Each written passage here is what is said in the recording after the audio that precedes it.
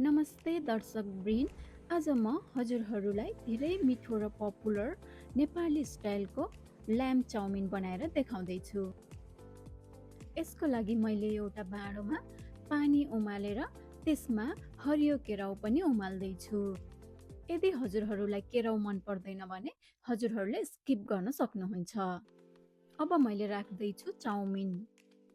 चाउमिनलाई 2 देखि 3 मिनेटसम्म उमाल्ने। दर्शक वृन्द, 3 मिनेटमा मेरो चाउमिन रेडी भएको छ।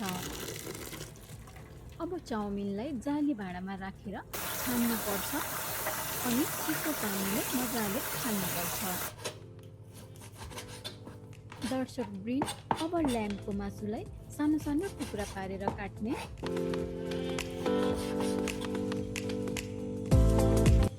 अब प्यानलाई मजाले तताएर तेल हाल्ने र ल्याम्ब हालेर मिडियम फ्लेममा पकाउने। मासु ब्राउन हुन थालेपछि मैले अब थोरै नुन र मिट मसला राख्दैछु। मैले ल्याम्ब भएको भएर मिट मसला राखेँ। यदि हजुरहरूलाई मन पर्दैन भने हजुरहरू स्किप गर्न सक्नुहुन्छ। चाउमिनलाई चाहिने सामग्रीहरू मैले पहिले नै काटेर राखेकी थिएँ। अब म बिस्तारै मिक्स गर्दैछु। अब मैले यसमा राखेँ गार्लिक। अब मैले यसमा राख्दैछु पहिले बोइल गरेर राखेको चना। यो चना पनि अप्सनल हो, यदि हजुरहरूलाई मन पर्दैन भने स्किप गर्न सक्नुहुन्छ। अब राखेँ प्याज। प्याज राखेर एकछिन चलाएपछि अब मैले राख्दैछु गाजर।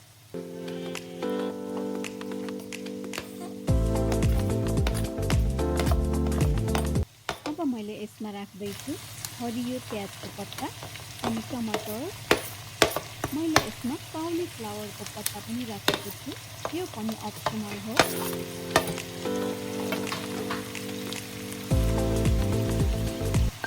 अब मैले यसमा नुन, ब्ल्याक पेपर, चिल्ली फ्लेक्स र अजिनामोटो राखेँ। यो सबै मिक्स गरेर एकछिन चलाएपछि अब चाउमिन राख्ने।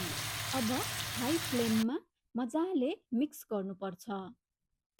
मैले चाउमिनमा नेपालीपन फ्लेभरको लागि पोलेको 2वटा टमाटर म्यास गरेर राखेकी छु। अब त्यो पनि मिक्स गर्दैछु। यसमा 1 चम्चा टिमुरको धुलो पनि मिक्स गर्नेछु। यो पनि अप्सनल हो, हजुरहरूले स्किप गर्न पनि सक्नुहुन्छ।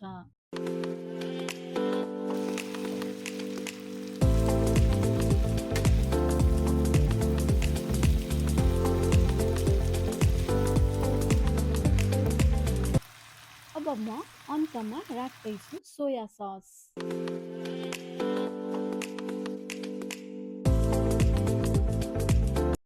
सोया सस राखिसकेपछि मजाले मिक्स गर्ने। अब हाम्रो नेपाली स्टाइलको ल्याम्ब चाउमिन रेडी भयो।